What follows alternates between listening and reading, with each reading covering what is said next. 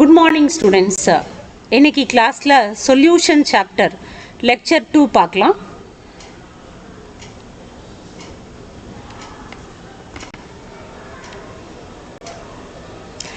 இன்னைக்கு கிளாஸ்ல நம்ம என்ன பார்க்க போறோம்னா அந்த concept normality.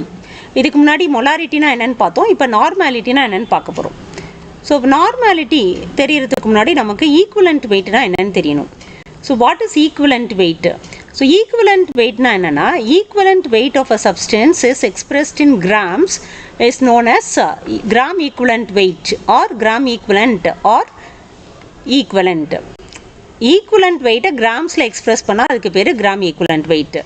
So ipo equivalent weight oda definition enna?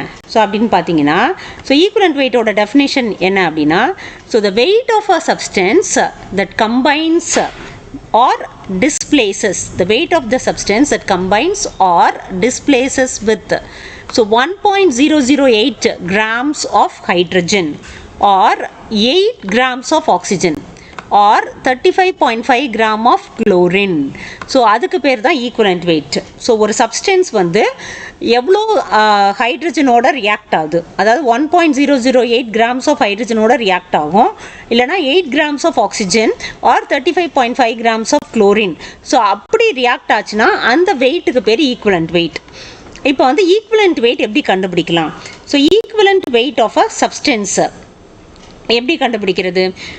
ஒரு எலிமெண்ட், ஸோ எலிமெண்ட்டோட ஈக்குவலண்ட் வெயிட் எப்படி கண்டுபிடிக்கிறது? ஈக்குவலண்ட் வெயிட் ஆஃப் எலிமெண்ட் எப்படி கண்டுபிடிக்கணும்னா atomic weight divided by valency. So equivalent weight கண்டுபிடிக்கணும்னா என்ன ஃபார்முலா? ஒரு எலிமெண்ட்டோட ஈக்குவலண்ட் வெயிட் கண்டுபிடிக்கணும்னா atomic weight divided by valency. இப்போ ஃபார் எக்ஸாம்பிள் ஒரு எக்ஸாம்பிள் எடுக்கிறோன்னு வச்சுக்கோங்க. For example if you take sodium metal. So இப்போ சோடியம் மெட்டலோட ஈக்குவலண்ட் வெயிட் கண்டுபிடிக்க போகிறோம். ஸோ சோடியம் மெட்டலோட ஈக்குவலண்ட் வெயிட் கண்டுபிடிக்கணும்னா அட்டாமிக் வெயிட் ஆஃப் சோடியம் என்ன? Sodium is 23. ஸோ இப்போ 23 divided by so valency of sodium என்ன? 1. ஸோ வேலன்சி ஆஃப் சோடியம் வந்து 1. ஸோ ஈக்குவலண்ட் வெயிட்டும் அட்டாமிக் வெயிட்டும் சேம். சோடியத்துக்கு சேம், ஈக்குவலண்ட் வெயிட்டும் அட்டாமிக் வெயிட்டும் சேம். ஓகே. ஸோ இதே வந்து மெக்னீஷியம்னு வச்சுக்கோங்க. ஸோ மெக்னீஷியத்தோட ஈக்குவலண்ட் வெயிட் அப்படின்னு பார்த்தீங்கன்னா மெக்னீஷியத்தோட அட்டாமிக் வெயிட் எவ்வளோ? 24. ஸோ 24 டிவைடட் பை அதனுடைய வேலன்சி என்ன? 2. So 24 divided by 2 12. ஸோ அதுதான் வந்து ஈக்குவலண்ட் வெயிட் ஆஃப் மெக்னீஷியம். இது வந்து ஈக்குவலண்ட் வெயிட் ஆஃப் எலிமெண்ட் கண்டுபிடிக்கிறதுக்கு. நெக்ஸ்ட் வந்து equivalent weight of metal. So அதில் வந்து 2 மெத்தட் இருக்குது. ஃபர்ஸ்ட் வந்து ஹைட்ரஜன் டிஸ்பிளேஸ்மெண்ட் மெத்தட். ஸோ எவ்வளோ ஹைட்ரஜனை டிஸ்பிளேஸ் பண்ணது ஒரு மெட்டல், அதுலேருந்து நம்ம ஈக்குவலண்ட் வெயிட் கண்டுபிடிக்கலாம். ஸோ அப்போ என்ன பண்ணணும்? ஃபார்முலா என்ன? Mass of metal divided by volume of hydrogen displaced at STP in mL. So எவ்வளோ மெட்டல் ரியாக்ட் ஆயிருக்கு ப்ளஸ் எவ்வளோ volume of hydrogen gas displaced at standard temperature and pressure multiply by 11,200. இதுதான் formula. So இது வந்து equivalent weight of metal கண்டுபிடிக்கிறதுக்கு hydrogen displacement மெத்தடில்.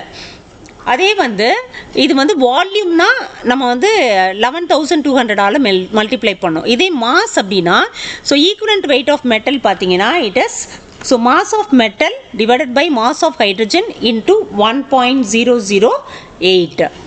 இதுதான் வந்து ஹைட்ரஜன் டிஸ்பிளேஸ்மெண்ட் மெத்தட் படி நம்ம வந்து ஈக்குவலண்ட் வெயிட் கண்டுபிடிக்கிறது. இப்போ நம்ம கிராம் ஈக்குவலன்ஸ் எப்படி கண்டுபிடிக்கிறது பார்க்கலாமா? கிராம் ஈக்குவலன்ஸ் எப்படி கண்டுபிடிக்கிறது? So weight of the substance in grams, weight of the substance in grams divided by equivalent weight of the metal. So இப்போ பார்த்தீங்கன்னா weight of the substance in grams. So நம்ம இப்போ number of moles கண்டுபிடிக்குவோம்ல, அதே மாதிரி இது இப்போ வந்து gram number of equivalents வேணும்னா so given mass divided by equivalent mass, அதுதான் வந்து நம்பர் ஆஃப் கிராம் ஈக்குவலன்ஸ். புரியுதா? ஸோ இப்போ வந்து கிராம் ஈக்குவலன்ஸ் நம்ம நம்பர் ஆஃப் மோல்ஸ் எப்படி கண்டுபிடிப்போம்? Given mass by molecular mass. So இது வந்து number of gram equivalents. So இது வந்து என்னது? நம்பர் ஆஃப் கிராம் ஈக்குவலன்ஸ் கண்டுபிடிக்கணும்னா என்ன formula? So given mass by equivalent mass, அதான் ஃபார்முலா. ஸோ இதை வச்சு நம்ம வந்து நார்மாலிட்டிக்கு நம்பர் ஆஃப் கிராம் ஈக்குவலன்ஸ் தான் யூஸ் பண்ண போகிறோம். ஸோ இப்போ வந்து ஆசிட், ஸோ அப்போ ஒரு ஆசிட் கொடுத்துட்டு ஆசிடோட ஈக்குவலண்ட் வெயிட் கண்டுபிடிக்க சொல்கிறாங்க. அப்படின்னா என்னென்னா, so molecular weight divided by basicity. So இப்போ இங்கே பார்த்தீங்கன்னா ஈக்குவலண்ட் வெயிட் ஆஃப் ஆசிட் அப்படின்னா, ஸோ ஆசிடோட molecular weight divided by basicity. So பேசிசிட்டினா என்ன, அதை ஃபஸ்ட்டு பார்க்கலாம். ஸோ இதுதான் formula to calculate equivalent weight of acid. So அந்த ஆசிடோட மாலிகுலர் வெயிட் போட்டுக்கணும் டிவைடட் பை பேசிசிட்டி. ஸோ பேசிசிட்டினா என்ன, ஸோ பேசிசிட்டினா number of replaceable hydrogen atoms. So எவ்வளோ ஹைட்ரஜன் இருக்கோ ரீப்ளேசபிள் ஹைட்ரஜன், ஸோ அந்த ஆசிட்ல எவ்வளோ ஹைட்ரஜன்ஸ் வந்து ரீப்ளேஸ் பண்ண முடியும். ஸோ அதுதான் வந்து ரீப்ளேசபிள் ஹைட்ரஜன் வந்து கால்டு பேசிசிட்டி. இப்போ பார்த்தீங்கன்னா HCl கொடுத்துருக்காங்க. ஸோ HCl பார்த்தீங்கன்னா HClோட மாலிகுலர் வெயிட் எவ்வளோ 36.5. ஸோ அதனுடைய பேசிசிட்டி, ஸோ இப்போ இதில் எத்தனை ரீப்ளேசபிள் ஹைட்ரஜன் இருக்குது, ஒரே ஒரு ரீப்ளேசபிள் ஹைட்ரஜன் தான் இருக்குது. ஸோ பேசிசிட்டி ஆஃப் HCl அதாவது 1. ஸோ அதனால் ஈக்குவலண்ட் வெயிட் எவ்வளோ 36.5 தான் ஈக்குவலண்ட் வெயிட் 36.5. ஓகே. ஸோ இப்போ இதே வந்து நீங்கள் வந்து சல்ஃபியூரிக் ஆசிட் எடுத்தீங்கன்னு வச்சுக்கோங்க. சல்ஃபியூரிக் ஆசிட், ஸோ ஃபார்முலா என்ன, H2SO4. Sulphuric acid H2SO4. So இதில் ரீப்ளேசபிள் ஹைட்ரஜன் எப்படி கண்டுபிடிக்கிறது அப்படின்னா எஸ் போட்டுக்கணும். ஸோ எப்போதுமே சல்ஃபரில் பார்த்தீங்கன்னா 2 டபுள் பாண்ட் ஓ இருக்கும். So S double bond O, அப்புறம் இன்னொரு ஓ, மொத்தம் 4 ஓ இல்லையா, ஒரு ஓ வந்து ஒரு ஹைட்ரஜனோட அட்டாச் ஆகிருக்கும். ஸோ இன்னொரு ஓ வந்து இன்னொரு ஹைட்ரஜனோட அட்டாச் ஆகிருக்கும். ஸோ எந்த ஹைட்ரஜன் வந்து ஆக்சிஜனோட அட்டாச் ஆகிருக்கோ அதுதான் ரீப்ளேசபிள் ஹைட்ரஜன். ஸோ இது வந்து ரீப்ளேசபிள் ஹைட்ரஜன். ஸோ இது வந்து ரீப்ளேசபிள் ஹைட்ரஜன். ஸோ அதே மாதிரி இது வந்து ரீப்ளேசபிள் ஹைட்ரஜன். ஸோ எந்த ஹைட்ரஜன் வந்து ஆக்சிஜனோட அட்டாச் ஆகிருக்கோ அது வந்து ரீப்ளேசபிள் ஹைட்ரஜன். ஸோ இப்போ சல்ஃபியூரிக் ஆசிட்ல எத்தனை ரீப்ளேசபிள் ஹைட்ரஜன் இருக்குது, 2. அதுதான் பேசிசிட்டி 2. அப்போது மாலிகுலர் வெயிட் வந்து 98/2 தான் வந்து equivalent weight of sulphuric acid 49. புரிஞ்சுதா? ஆசிடுக்கு ஈக்குவலண்ட் வெயிட் எப்படி கண்டுபிடிக்கணும், molecular weight divided by basicity. பேசிசிட்டினா என்ன, number of replaceable hydrogen atom in the acid. HCl ஒரே ஒரு ஹைட்ரஜன் ஆட்டம் தான் இருக்குது, அதனால அதனுடைய மாலிகுலர் வெயிட்டும் ஈக்குவலண்ட் வெயிட்டும் சேம். ஆனால் சல்ஃபியூரிக் ஆசிட்ல 2 ரீப்ளேசபிள் ஹைட்ரஜன் இருக்குது, அதனால மாலிகுலர் வெயிட் டிவைடட் பை 2. இப்போ பாஸ்போரிக் ஆசிட் எடுத்திங்கன்னா H3PO4. ஸோ பாஸ்போரிக் ஆசிட் இதனுடைய ஃபார்முலா என்னென்னா H3PO4. ஸோ இந்த H3PO4ல் பார்த்தீங்கன்னா எத்தனை ரீப்ளேசபிள் ஹைட்ரஜன் இருக்குதுன்னு பார்க்கலாம். H3PO4. ஸோ இப்போ பாஸ்பரஸ் பார்த்தீங்கன்னா P double bond O. So ஒரு ஆக்சிஜன் வந்து டபுள் பாண்ட் ஓட இருக்குது. ஸோ ரிமைனிங் 3 ஆக்சிஜன், ஸோ இது வந்து ஹைட்ரஜனோட அட்டாச் ஆகிருக்கு. So OH. ஸோ எந்த ஹைட்ரஜன்லாம் ஆக்சிஜனோட அட்டாச் ஆயிருக்கோ அதெல்லாம் ரீப்ளேசபிள் ஹைட்ரஜன். ஸோ இதில் எத்தனை ரீப்ளேசபிள் ஹைட்ரஜன் இருக்குது, 3 இருக்குது. ஸோ அதனால molecular weight divided by 3. So இது மாலிகுலர் வெயிட் வந்து 98/3 வந்து 32.6. அதான் வந்து equivalent weight of phosphoric acid. இது வந்து H3PO4. இது வந்து H3PO3. நம்ம முன்னாடி பார்த்தோம் இல்லையா, அது வந்து H3PO4. ஸோ PO4ல் 3 ரீப்ளேசபிள் ஹைட்ரஜன் இருந்தது. இப்போ வந்து H3PO3 பாருங்கள். ஸோ H3PO3ல் இங்கே எத்தனை இது இருக்குது, எத்தனை ஆக்சிஜன் இருக்குது, 3 ஆக்சிஜன் இருக்குது. பட் 2 ஆக்சிஜன் தான் வந்து ஹைட்ரஜனோட அட்டாச் ஆகிருக்கு. ஸோ அதனால் அது வந்து நம்பர் ஆஃப் ரீப்ளேசபிள் ஹைட்ரஜன் வந்து 2. ஸோ அதனால் molecular weight divided by 2. So இப்போ மாலிகுலர் வெயிட் டிவைடட் பை 2 போட்டிங்கன்னா ஸோ 82/2. ஸோ பார்த்தீங்கன்னா ஆன்சர் வந்து 41. ஸோ 41. நெக்ஸ்ட் வந்து oxalic acid. So oxalic acid பாருங்கள். ஆக்சாலிக் ஆசிட் ஃபார்முலா என்ன, H2COH. ஆக்சாலிக் ஆசிட் வந்து COH. ஸோ இப்போ இதில் பார்த்தீங்கன்னா எத்தனை ரீப்ளேசபிள் ஹைட்ரஜன், 2 ரீப்ளேசபிள் ஹைட்ரஜன் இருக்குது, ஆக்சிஜனோட அட்டாச் ஆகிருக்கு. ஸோ அப்போ molecular weight divided by 2. Molecular weight வந்து 90. ஸோ 90/2 வந்து 45 தான் equivalent weight of oxalic acid. இப்போ வந்து அதே மாதிரி equivalent weight of base. So இப்போ ஈக்குவலண்ட் வெயிட் ஆஃப் பேஸ் வேணும்னா என்ன, molecular weight of base divided by acidity of base. இப்போ அசிடிட்டினா என்ன, number of replaceable hydroxyl group, அதுக்கு பேர் தான் வந்து acidity.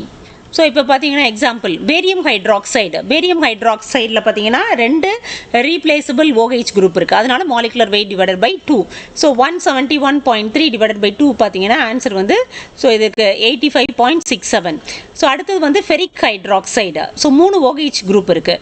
So molecular weight divided by 3, so answer வந்து 35.7. இதான் equivalent weight of ferric hydroxide. இப்போ நம்ம வந்து ஆசிட் அண்ட் பேஸ் பார்த்தோம். இப்போ வந்து சால்ட் கொடுத்தா எப்படி வந்து ஈக்குவலண்ட் வெயிட் கண்டுபிடிக்கிறது? ஸோ அப்போ நத்திங் பட் அதனுடைய formula weight of the salt divided by total charge of the cation or anion. So either ஆனியானோட சார்ஜ் இல்லை கேட்டையானோட டோட்டல் சார்ஜால் டிவைட் பண்ணால் ஈக்குவலண்ட் வெயிட் வரும். So for example potassium dichromate. So potassium dichromate formula என்ன?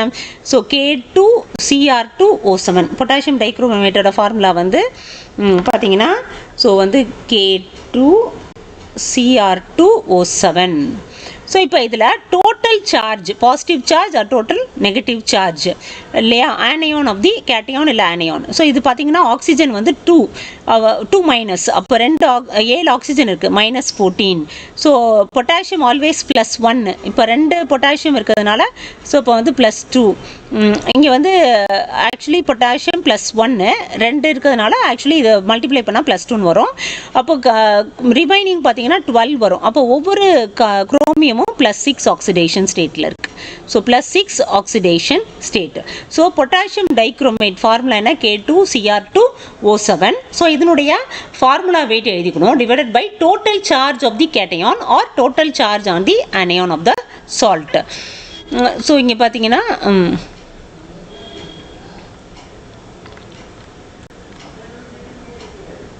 So இதில் வந்து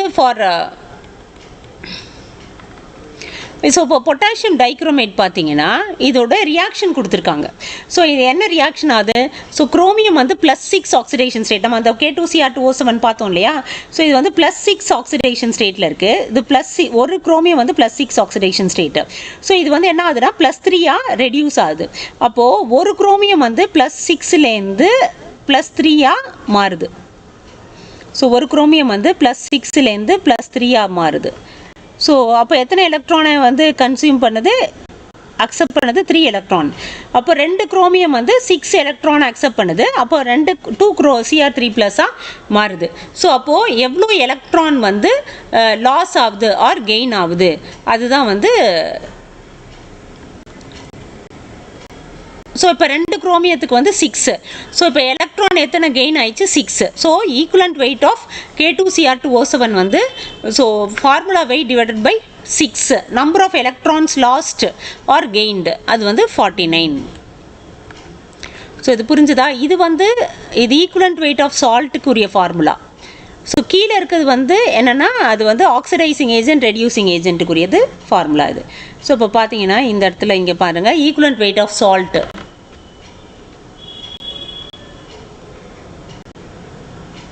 so இந்த ஈக்குவலண்ட் வெயிட் ஆஃப் சால்ட் இருக்கு இல்லையா? ஸோ ஃபார் எக்ஸாம்பிள் இப்போ நீங்கள் வந்து பார்த்தீங்கன்னா அலுமினியம் சல்ஃபேட்டுன்னு வச்சுக்கோங்க, Al2SO4 thrice. இதுதான் ஒரு சால்ட்டு. ஸோ இதுக்கு வந்து நாங்கள் கேட்குறாங்கன்னு வச்சுக்கோங்களேன். அலுமினியத்தோட சார்ஜ் என்ன? +3. ஸோ 2 அலுமினியம் வந்து +6. ஸோ அப்போது சல்ஃபேட் அயானோட சார்ஜ் வந்து -2. ஸோ அப்போது 2 அலுமினியத்துக்கு +6, 3 சல்ஃபேட்டுக்கு -6. ஸோ அப்போ இது என்ன கேட்டாங்கன்னா இதனுடைய molecular weight of aluminium sulphate போட்டுக்கணும். So divided by total charge positive charge on the cation or negative charge on the anion. So அப்போ எத்தனை? 6. ஸோ அப்போ மாலிகுலர் வெயிட் பை 6 இது வந்து ஈக்குவலண்ட் வெயிட் ஆஃப் சால்ட்டுக்கு. ஸோ இப்போ இங்கே கீழே கொடுத்துருக்க எக்ஸாம்பிள் பார்த்தீங்கன்னா potassium dichromate. So potassium dichromate என்ன? இது வந்து ஆக்சிடைசிங் ஏஜென்ட். இது என்ன ஏஜென்ட்? Oxidising agent. ஸோ ஒரு ஆக்சிடைசிங் ஏஜென்ட் ரெடியூசிங் ஏஜென்ட்டுக்கு ஈக்குவலண்ட் வெயிட் கண்டுபிடிக்கணும் அப்படின்னா என்ன பண்ணணும்? So molecular weight divided by number of electrons lost or gained. ஒரு எவ்வளோ எலக்ட்ரான் அது லூஸ் பண்ணுது இல்லை கெயின் பண்ணுது. ஸோ இப்போ வந்து 2 குரோமியம் வந்து 6 எலக்ட்ரானை கெயின் பண்ணுது. அதனால மாலிகுலர் வெயிட் அதோடைய ஃபார்முலா வெயிட் டிவைடட் பை 6 போடுறோம். இது வந்து ஃபார் ஆக்சிடைசிங் ஏஜென்ட். ஸோ அப்போ இதனுடைய இது என்ன? எவ்வளோ எலக்ட்ரான் கெயின் பண்ணுச்சு? 6 எலக்ட்ரான். ஸோ அதனால ஃபார்முலா வெயிட் டிவைடட் பை 6. இப்போது ரெடியூசிங் ஏஜென்ட் அப்படின்னா equivalent weight of reducing agent கண்டுபிடிக்கணும்னா அதனுடைய formula weight divided by electron lost by the reducing agent. So இங்கே என்ன கொடுத்துருக்காங்க? எக்ஸாம்பிள் மோர் சால்ட். மோர் சால்ட்னா என்ன அர்த்தம்? Ferrous ammonium sulphate. மோர் சால்ட்னா என்ன? Ferrous ammonium sulphate. Ferrous ammonium sulphate FASன்னு சொல்லுவாங்க. ஃபெரஸ் அமோனியம் சல்ஃபேட் ஃபார்முலா என்ன? FeSO4 NH4 twice SO4 6H2O. So இதில் வந்து நம்ம வந்து பார்க்கலாம் இதனுடைய ஈக்குவலண்ட் வெயிட் எப்படி கண்டுபிடிக்கிறது. இதனுடைய ஃபார்முலா வெயிட் தெரியும் 392. ஸோ இதில் வந்து அயன் வந்து என்ன ஆக்சிடேஷன் ஸ்டேட் இருக்குது, ஃபெரஸ் சல்ஃபேட்டில் அயன் வந்து +2 ஆக்சிடேஷன் ஸ்டேட். அயன் என்ன ஆக்சிடேஷன் ஸ்டேட்டில் இருக்குது, +2 ஆக்சிடேஷன் ஸ்டேட். ஸோ அப்போ இது +2 ஆக்சிடேஷன் ஸ்டேட்லேருந்து +3 ஆக்சிடேஷன் ஸ்டேட்டாக ஸோ வந்து என்னது மாறுது, ஆக்சிடைஸ் ஆகுது. அப்போ எத்தனை எலக்ட்ரான் இன்வால்வ் ஆகுது, ஒரு எலக்ட்ரான் இன்வால்வ் ஆயிருக்கு. ஸோ அப்போ equivalent weight of Mohr salt எவ்வளோ, so 392 divided by 1. So number of electron வந்து இங்கே லாஸ்ட் எவ்வளோ, ஒரு எலக்ட்ரான் லாஸ் ஆயிருக்கு, அதனால 392. நெக்ஸ்ட் எக்ஸாம்பிள் பாருங்கள், Na2S2O3. ஸோ இப்போ இந்த Na2S2O3ல ஃபஸ்ட் என்ன பண்ணணும், நம்ம சல்ஃபரோட ஆக்சிடேஷன் ஸ்டேட்டை கண்டுபிடிக்க போகிறோம். சல்ஃபர் பார்த்தீங்கன்னா இது வந்து -2 இல்லையா.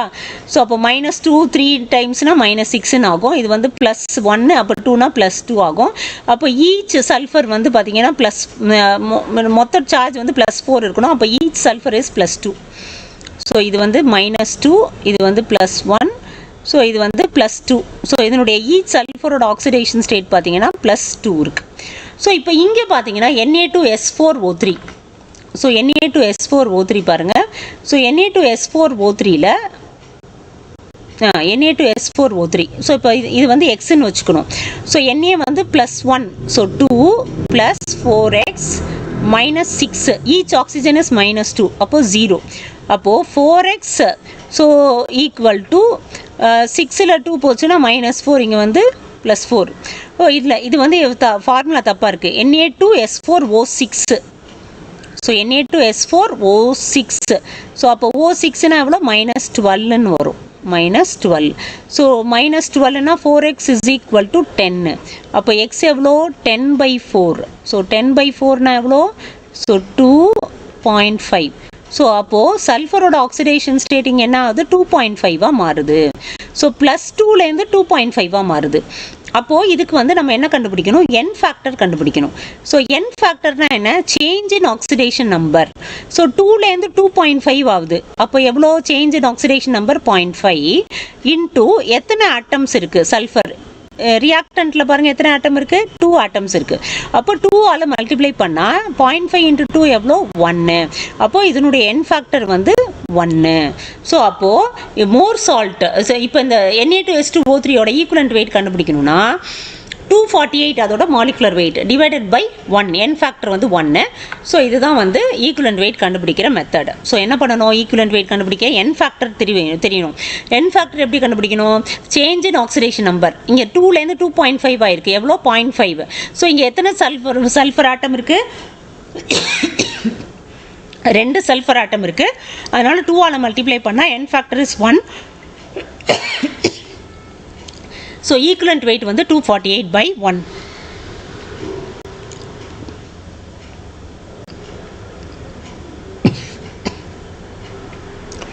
ஸோ நெக்ஸ்ட் வந்து equivalent weight disproportionation reaction. Disproportionation reaction and same element it undergoes both oxidation and reduction. So அதான் இப்போ வந்து இதில் பார்த்தீங்கன்னா P4 undergoes disproportionation in basic medium to give phosphine PH3 and H2PO2- dihydrogen hypophosphate ion. Atomic weight of phosphorus வந்து 31. So இது வந்து disproportionation reaction. So இந்த ரியாக்ஷனில் பார்த்தீங்கன்னா ஃபர்ஸ்ட் ரியாக்ஷனில் ஸோ இப்போ இந்த ரியாக்ஷன் பாருங்க.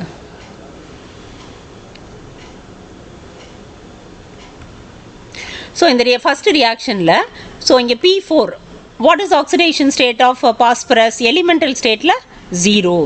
ஸோ இப்போ இங்கே வந்து எவ்வளோ ஆயிருக்குன்னு பார்க்கணும். ஹைட்ரஜன் வந்து +2, இது வந்து எக்ஸ்ன்னு வச்சுக்கணும்.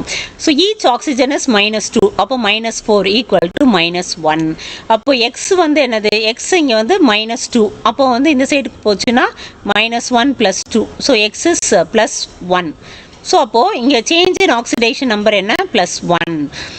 இப்போது 0லேருந்து இப்போ நம்ம என் ஃபேக்டர் கண்டுபிடிக்கணும். என் ஃபேக்டர் எப்படி கண்டுபிடிக்கணும், so change in oxidation number. Change in oxidation number எவ்வளோ, 1 இன்டூ எத்தனை ஆட்டம், பாஸ்பரஸ் ஆட்டம் 4. அப்போது என் ஃபேக்டர், ஸோ இது வந்து N1ன்னு வச்சுக்கணும். N1 is 4. ஓகே, இது n factor for first reaction. So அடுத்த ரியாக்ஷன் பாருங்கள். ஸோ P4 இங்கே வந்து பாருங்கள் 12 electron plus P4 gives 4pH3. So இந்த pH3ல பார்த்தீங்கன்னா ஹைட்ரஜன் வந்து +1, பாஸ்பரஸ் வந்து மைனஸ், ஈச் பாஸ்பரஸ் வந்து -3. ஸோ ஏன்னா 3 ஹைட்ரஜன் இருக்கு இல்லையா, +3, அப்போ இது வந்து -3. ஸோ இது வந்து 0. அப்போ 0லேருந்து -3 போகுது. அப்போ சேஞ்ச் இன் ஆக்சிடேஷன் நம்பர் என்ன? 3. ஸோ 3 இல்லையா, 3 × 4, அப்போ 12. அப்போது N2, ஸோ N2 வந்து 12. ஸோ இது வந்து N212. ஸோ இப்போ டிஸ்ப்ரப்போர்ஷனேஷன் ரியாக்ஷனுக்கு N ஃபேக்டர் கண்டுபிடிக்கிறதுக்கு ஒரு ஃபார்முலா இருக்குது. ஸோ என்ன formula? N1 × N2 divided by N1 + N2. ஓகேவா? இப்போ N1 கண்டுபிடிச்சோம் இல்லையா, N1 என்ன கண்டுபிடிச்சோம்? 4 × 12 divided by N1 + N2. So 4 + 12 16. 48 divided by 16. ஓகேவா? ஸோ இப்போ 16 3s are 48, 3. ஸோ இப்போ இதனுடைய N ஃபேக்டர் வந்து 3. ஸோ இப்போ P4உடைய ஈக்குவலண்ட் வெயிட் கண்டுபிடிக்கணும். So equivalent weight of P4. So phosphorus என்ன atomic weight? 4 × 31. So divided by 3. So இதுதான் வந்து உங்களுக்கு answer. Equivalent weight of phosphate பார்த்தீங்கன்னா 41.33. ஸோ இதை நீங்கள் மல்டிப்ளை பண்ணி டிவைட் பண்ணிங்கன்னா வர ஆன்சர் பார்த்தீங்கன்னா இது வந்து 41.33. ஸோ இதுதான் equivalent weight in disproportionation reaction. N1 N2 by N1 + N2 48/16. அப்போ N ஃபேக்டர் வந்து 3. அப்போது ஈக்குவலண்ட் வெயிட் என்ன? Molecular weight by N factor. Molecular weight என்ன? P4. ஈச் பாஸ்பரஸ் வந்து 31. 31 × 4 டிவைடட் பை 3. ஸோ ஆன்சர் வந்து 41.33. ஸோ இதுதான் வந்து ஈக்குவலண்ட் வெயிட் கண்டுபிடிக்கிறது. டிஃப்ரெண்ட் ஆசிட்டுக்கு பார்த்தோம், எலிமெண்ட்டுக்கு பார்த்தோம், பேஸ்க்கு பார்த்தோம், ஆக்சிடைசிங் ஏஜென்ட், ரெடியூசிங் ஏஜென்ட் பார்த்தோம், அப்புறம் டிஸ்ப்ரப்போர்ஷனேஷன் ரியாக்ஷன் பார்த்தோம். ஸோ இப்போ நார்மாலிட்டி, இதெல்லாம் ஈக்குவலண்ட் வெயிட் கண்டுபிடிக்கிறதுக்கு. What is normality? நார்மாலிட்டினா என்ன? Number of gram equivalents of solute present in 1 liter of solution. So நார்மாலிட்டினா என்ன? ஸோ இங்கே பாருங்கள், நார்மாலிட்டி. ஸோ இப்போ நார்மாலிட்டி அப்படின்னா என்ன அர்த்தம்னா, so number of gram equivalents. First நம்ம ஈக்குவலண்ட் வெயிட் கண்டுபிடிச்சோம் இல்லையா, ஈக்குவலண்ட் வெயிட் கண்டுபிடிச்சி அதுலேருந்து நம்பர் ஆஃப் கிராம் ஈக்குவலன்ஸ் கண்டுபிடிக்கணும். So number of gram equivalent of solute present in, so இது வந்து volume of solution in litres. So இதுதான் formula, volume of solution in litres. So இப்போ number of gram equivalent எப்படி கண்டுபிடிக்கிறது? Given mass by equivalent mass. So given mass by equivalent weight, அதுதான் number of gram equivalent கண்டுபிடிக்கிறது. So இப்போ நம்ம equivalent weight எப்படிலாம் கண்டுபிடிக்கலாம்னு பார்த்தோம். So given mass divided by equivalent weight போட்டிங்கன்னா நம்பர் ஆஃப் கிராம் ஈக்குவலண்ட் கிடைக்கும். That divided by volume of solution litres போட்டிங்கன்னா so that gives normality. So a normal solution contains, இப்போ 1 நார்மல் சொல்யூஷன் என்ன அர்த்தம்னா it contains 1 gram equivalent of solute. So இப்போ நார்மாலிட்டியோட formula என்ன? So இப்போ normality formula என்ன? ஸோ கிராம் ஈக்குவலண்ட்னா என்ன? So given mass by equivalent mass. So given mass by equivalent mass into volume of solution. So volume வந்து suppose ml இருந்ததுன்னா so என்ன பண்ணணும்? நியூமரேட்டரில் 1000ஆல் மல்டிப்ளை பண்ணணும். ஸோ இதுதான் வந்து formula to calculate normality. So W2 × 1000 by equivalent weight into volume in ml. So இப்போ டெசி நார்மல் சொல்யூஷன் அப்படின்னு கொடுத்துருந்தாங்கன்னா என்ன அர்த்தம்? டெசி நார்மல்னா 0.1 normal or n/10. So deci நார்மல்னா என்ன அர்த்தம்? n/10. So n/10 R 0.1 normal. So அதுக்கு பேர் தான் வந்து டெசி நார்மல் சொல்யூஷன். ஸோ இதுதான் நம்ம ஃபார்முலா, நம்ம ஆல்ரெடி எழுதியிருக்கோம் எப்படி கண்டுபிடிக்கிறது, ஃபார்முலா ஃபார் நார்மாலிட்டி. ஸோ இப்போ வந்து 2 சொல்யூஷன் கொடுத்துட்டு அதனுடைய நார்மாலிட்டி கண்டுபிடிக்க சொன்னாங்கன்னா இந்த ஃபார்முலா நம்ம யூஸ் பண்ணலாம். N1V1 = N2V2. So next topic வந்து molality. So what is molality? Molality வந்து எப்படி டினோட் பண்ணுவாங்க? It is denoted by small m. So molality எப்படி டினோட் பண்ணுவாங்க? It is denoted by small m. So இப்போ அந்த டெஃபினேஷன் ஆஃப் மொலாலிட்டி பார்க்கலாம். So மொலாலிட்டினா என்ன? Number of moles of solute present in 1 kg of solvent. So இங்கே என்னதுன்னா main important வந்து இது வரைக்கும் நம்ம பார்த்ததெல்லாம் சொல்யூஷன். ஸோ இங்கே வந்து மொலாலிட்டினா it is 1 gram of solvent or 1000 gram of solvent is called molality. 1 gram இல்லைனா 1000 gram ஆஃப் சால்வெண்ட் பேர் தான் மொலாலிட்டி. ஸோ அப்போது மொலாலிட்டிக்கு நம்ம ஃபார்முலா எழுதலாமா? What is the formula to write for molality? So molality எழுதணும்னா நம்பர் ஆஃப் மோல்ஸ்க்கு நமக்கு தெரியும் என்ன formula? Given mass by molar mass. So given mass by molar mass into, so இது வந்து mass of solvent, solvent ஓட mass W1, so mass solvent அது வந்து kgல இருக்கணும். சப்போஸ் கிராம்ல இருந்ததுன்னா என்ன பண்ணணும், மல்டிப்ளை பை 1000. ஸோ இதுதான் வந்து மொலாலிட்டியோட ஃபார்முலா. மொலாலிட்டி ஃபார்முலானா W2 by M2 into 1000 divided by W1. W1ன்றது என்னது, so weight of solvent. So weight of solvent, இது வந்து சால்வெண்ட்டோட weight. So weight of solvent. So இது கவனமாக இருக்கணும், இது சொல்யூஷன் இல்லை, சால்வெண்ட். ஸோ மொலாலிட்டி M வந்து என்னது, number of moles of solute divided by mass of solvent in kg. Unit வந்து மோல்ஸ் பர் கேஜி. ஸோ இப்போ வந்து உங்களுக்கு ஒரு கொஸ்டின் ஃப்ரீக்வெண்ட்டாக கேட்பாங்க, which is independent of temperature. So molality, mole fraction இதெல்லாம் இண்டிபெண்ட் ஆஃப் டெம்பரேச்சர். ஏன் அப்படின்னா molality is independent of temperature because mass வந்து does not change with temperature. So இப்போ வால்யூம் பார்த்தீங்கன்னா volume changes with temperature. Volume வந்து changes with temperature. So volume varies with temperature. So volume varies with temperature. அதனால இது volume வந்து constant கிடையாது. So அப்போது molarity, normality இது எல்லாமே வந்து டெம்பரேச்சர் டிபெண்ட். டெம்பரேச்சர் மாறுச்சுன்னா ஸோ மொலாரிட்டி மாறும். மொலாரிட்டி, நார்மாலிட்டி இது எல்லாமே வந்து it depends on temperature. So molarity, normality so இதெல்லாம் வந்து so depends on temperature. So because அதில் என்ன இருக்குது, வால்யூம் இருக்குது. So depends on temperature. So because volume varies with temperature. ஆனால் மொலாலிட்டி பார்த்தீங்கன்னா independent because mass, so it does not change with temperature. So it is the most common and convenient method to express concentration of solutions. So இப்போ molality formula தெரியும் இல்லையா, number of moles of solute by mass of solvent in KG. So moles தெரியும், weight given mass by molar mass. So வந்து mass of solvent வந்து கிராம்ஸில் இருந்ததுன்னா மேலே 1000ஆல் மல்டிப்ளை பண்ணணும். So does molality changes with temperature and why. Question, molality வந்து change ஆகாது. ஸோ மாஸ் வந்து does not change with temperature. அதனால molality does not vary with temperature. Why is 1 molar aqueous solution is more concentrated than 1 molar solution? So என்ன meaning, ஏன் இது ரெண்டுக்கும் வந்து பார்த்தீங்கன்னா இப்போ 1 molar வச்சுக்கோங்களேன், 1 molar NaOHன்னு வச்சுக்கோங்க அண்ட் 1 molar NaOHன்னு வச்சுக்கோங்க. இதில் எது ரொம்ப கான்சன்ட்ரேட்டட்னு கேட்குறாங்க. ஸோ இப்போ இதில் பார்த்தீங்கன்னா 1 mole அப்படின்னா என்ன அர்த்தம், 1 mole of NaOH அப்படின்னா so 1 mole of NaOH. So இது பார்த்தீங்கன்னா 1 mole of NaOHனா என்ன, மாலிகுலர் வெயிட் பார்த்தீங்கன்னா 40 கிராம்ஸ். ஸோ 40 கிராம்ஸ் எடுத்து ஸோ 1000 கிராம் வாட்டரில் டிசால்வ் பண்ணுறோம். ஸோ 40 கிராம்ஸ் எடுத்து என்ன பண்ணுறோன்னா ஸோ 1000 கிராம் வாட்டரில் டிசால்வ் பண்ணுறோம். அது வந்து 1 molar சொல்யூஷன். இதுக்கு பேர் 1 molar சொல்யூஷன் பேர். ஸோ இப்போ 1 molar NaOHனா என்ன அர்த்தம், அதே 40 கிராம்ஸ் எடுக்கிறோம்.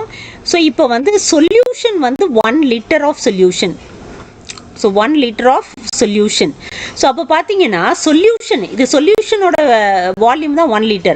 ஸோ அதில் ஆல்ரெடி 40 கிராம் சொல்யூட் இருக்குது. அப்போது இதில் எவ்வளோ இருக்கும், இதில் 40 கிராம் போயிடுச்சு. அப்போது சால்வெண்ட் எவ்வளோ இருக்கும், 960 கிராம் சால்வெண்ட் இருக்கும். ஓகேவா, 960 கிராம் சால்வெண்ட் இருக்கும். ஸோ இப்போ இதில் சால்வெண்ட்டோட அமௌண்ட் பார்த்தீங்கன்னா இது வந்து லெஸ்ஸு. So solvent less. இதில் பார்த்தீங்கன்னா சால்வெண்ட் வந்து 1000 கிராம், மோர். ஸோ இப்போ வாட்டர் பார்த்தீங்கன்னா density is 1. So mass is same as volume. So அப்போ பார்த்தீங்கன்னா இது 1000 ml ஆஃப் வாட்டர். இது 1000 ml வாட்டரில் டிசால்வ் பண்ணியிருக்கோம் 40 கிராம்ஸை. இங்கே வந்து 40 கிராம்ஸை வந்து 960 ml வாட்டரில் தான் டிசால்வ் பண்ணியிருக்கோம். ஸோ அப்போது இங்கே வாட்டர் கம்மி. வாட்டர் கம்மியானா என்ன அர்த்தம், more concentrated solution. So 1 molar NaOH is more concentrated than 1 molar solution. So 1 molar aqueous solution is more concentrated than 1 molar solution. So now we will see what are the important points regarding concentration. So உங்களுக்கு ஒரு முக்கியமான ஒரு relation between molality and molarity. இப்போ ஒன்று கொடுத்துட்டு இன்னொரு கேட்டால் எப்படி கண்டுபிடிக்கிறது. ஸோ இப்போ molality M is equal to 1000 M by 1000 D minus MM2. So what is this M? Mன்றது கேபிட்டல் Mன்றது மொலாரிட்டி. ஸோ கேபிட்டல் Mன்றது என்னது, மொலாரிட்டி. ஸோ இதுவுமே வந்து மொலாரிட்டி. ஸோ M2 என்ன molar molecular mass of solute. So இது molar mass or molecular weight. So இது வந்து என்னென்னா molecular weight of solute. So இதுதான் ரிலேஷன். இப்போ மொலாலிட்டி அண்ட் மோல் ஃப்ராக்ஷனுக்கு வாட் இஸ் த ரிலேஷன் அப்படின்னு பார்த்தீங்கன்னா, so molality is equal to 1000 K2. So molality is equal to 1000 K2 divided by K1 into M1. K2 னா என்ன? So இது mole fraction of solute. Mole fraction of solute divided by K1. K1 என்ன? Mole fraction of solvent. M1 என்ன? molar mass of solvent. M1ன்றது என்னது? molar mass of solvent.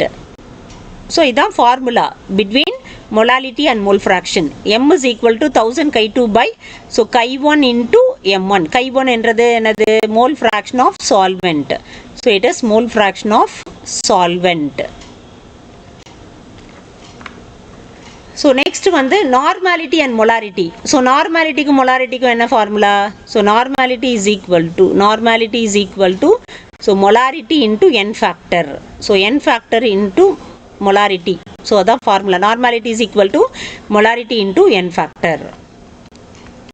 So இப்போ mass percentage எங்கெல்லாம் use பண்ணுறாங்க அப்படின்னா, it is used in industrial applications. So mole fraction unit is very useful in relating some physical properties of solution. Vapor pressure with concentration of solutions. So எங்கெல்லாம் வந்து நம்ம vapor pressure term use பண்ணுறோமோ அங்கே வந்து mole fraction வந்து use பண்ணுவாங்க. So அது எங்கெல்லாம் யூஸ் பண்ணுறாங்கன்னா கேஸ் மிக்சர்ஸ், எங்கெல்லாம் கேஸ் மிக்சர்ஸ் யூஸ் பண்ணுறாங்களோ அந்த இடத்துல மோல் ஃப்ராக்ஷன் யூஸ் பண்ணுவாங்க. ஸோ இப்போ நீங்கள் வந்து ஆன்டி ஃப்ரீஸ் சொல்யூஷன் அப்படின்னு கேள்விப்பட்டிருப்பீங்க. What is anti free solution? Anti free சொல்யூஷன்னா பார்த்தீங்கன்னா, ஸோ இது வந்து 35.5%. So 35.5 volume by volume solution of ethylene glycol. Ethylene glycol தெரியும் இல்லையா? CH2OH CH2OH. ஸோ இதான் எத்திலீன் கிளைகால். ஸோ இது வந்து 35.5 வால்யூம் பை வால்யூம் பர்சன்டேஜ். அதுதான் வந்து it is used as antifreeze in cars. So it lowers the freezing point of water. So it lowers the freezing point of water 0 டிகிரிஸ்லேருந்து -17.6 டிகிரியாக lower பண்ணும். அதனால water freeze ஆகாது. So இது வந்து freezing point of water என்ன பண்ணுது? Degrees பண்ணுது. 0 டிகிரிலேருந்து -17.6 டிகிரியாக டிக்ரீஸ் பண்ணுது. அதனால வாட்டர் வந்து ஈவன் அட் கோல்டு கிளைமேட்டில் வந்து வாட்டர் வந்து ஃப்ரீஸ் ஆகாது. So it is antifreeze ethylene glycol. So இப்போ கமர்ஷியல் ப்ளீச்சிங் பவுடர் யூஸ் பண்ணுறோம் இல்லையா? அதில் என்ன இருக்குது அப்படின்னா, it contains 3.62 mass percentage of sodium hypochlorite. So sodium ஹைப்போக்ளோரைட்னா என்ன? NaOCl. ஸோ இதுதான் சோடியம் ஹைப்போக்ளோரைட் NaOCl. ஸோ இது வந்து 3.62 மாஸ் பர்சன்டேஜ் யூஸ் பண்ணுறாங்க. அதுதான் கமர்ஷியல் ப்ளீச்சிங் சொல்யூஷன். ஸோ இப்போ mass percentage, parts per million, mole fraction, molality, இது எல்லாமே வந்து it involves mass. It to not change with temperature. Only molarity. So not only molarity. So molarity plus normality also. Molarity, normality. So these two quantities changes with temperature. So which is independent of temperature? Mass percentage, mole fraction, ppm, all. So answer என்ன சொல்லுங்க பார்க்கலாம்? All. So எல்லாமே mass involve ஆயிருக்கு. So next solubility. What is solubility? So இதுதான் வந்து ரொம்ப important topic. இதை வச்சு தான் நம்ம என்ன பண்ண போகிறோம்? Henry's law, Raoult's law, ideal solution இதெல்லாமே நம்ம படிக்க போகிறோம். சாலிபிலிட்டினா என்ன அர்த்தம்னா, amount of solute that can be dissolved in a specified amount of solvent to make a saturated solution at specified temperature and pressure. So இப்போ ஒரு பர்டிகுலர் அமௌண்ட் ஆஃப் வாட்டர் எடுத்திருக்கீங்கன்னு வச்சுக்கோங்க. ஸோ இப்போ வந்து ஒரு 100 ml வாட்டரில் ஸோ எவ்வளோ amount of solute, so எவ்வளோ amount of solute that can be dissolved. For example X கிராம்னு வச்சுக்கோங்க. So to get a saturated solution, நமக்கு என்ன சொல்யூஷன் ப்ரிப்பேர் பண்ணும்? Saturated solution. So saturated solution என்ன அர்த்தம்? அதுக்கு மேலே எவ்வளோ சால்ட் ஆட் பண்ணாலும் அது டிசால்வ் ஆகாது. ஸோ இதுக்கு மேலே இந்த X கிராம்ஸ் தான் சாலிபிள் ஆகும். இந்த X கிராம்ஸ்க்கு மேலே நீங்கள் ஆட் பண்ணிங்கன்னா அது வந்து டிசால்வ் ஆகாது. அதுதான் சேச்சுரேட்டட் சொல்யூஷன். ஸோ இந்த சொல்யூஷனை மேக் பண்ணுறதுக்கு நமக்கு எவ்வளோ கிராம் ஆஃப் சொல்யூட் தேவை தேவைப்படுது, அதுதான் solubility. ஸோ solubilityனா என்ன? amount of solute that can be dissolved in a specified amount of solvent to make a saturated solution at specified temperature and pressure. So இதான் ஒரு பீக்கரில் வாட்டர் எடுத்துகிட்டு அதில் எவ்வளோ சால்ட்டை வந்து நம்ம டிசால்வ் பண்ண முடியும். So that is called solubility. So next we will see what are the factors influencing solubility. So first factor பார்த்தீங்கன்னா nature of solute. First factor என்னது? nature of solute. Second factor பார்த்தீங்கன்னா nature of solvent. Third factor வந்து temperature. Fourth factor வந்து pressure. So now let us discuss the effect of these factors on solution of. இப்போ நம்ம என்ன solution எடுத்துக்க போகிறோம்? solid in a liquid. என்ன solution எடுக்க போகிறோம்? சாலிட் இன் லிக்விட். ஸோ இப்போ ஒரு வாட்டர் எடுத்துக்கோங்க. ஸோ இந்த வாட்டரில் நம்ம ஒரு சாலிடை டிசால்வ் பண்ண போகிறோம். என்ன சாலிட்? சால்ட்னு எடுத்துக்கோங்க, NaCl. ஸோ இந்த சொல்யூஷனில் எப்படி வந்து இந்த ஃபேக்டர்ஸ்லாம் இன்ஃப்ளூயன்ஸ் பண்ணுது சாலிபிலிட்டி ஆஃப் NaCl அப்படின்றது தான் பார்க்க போகிறோம்.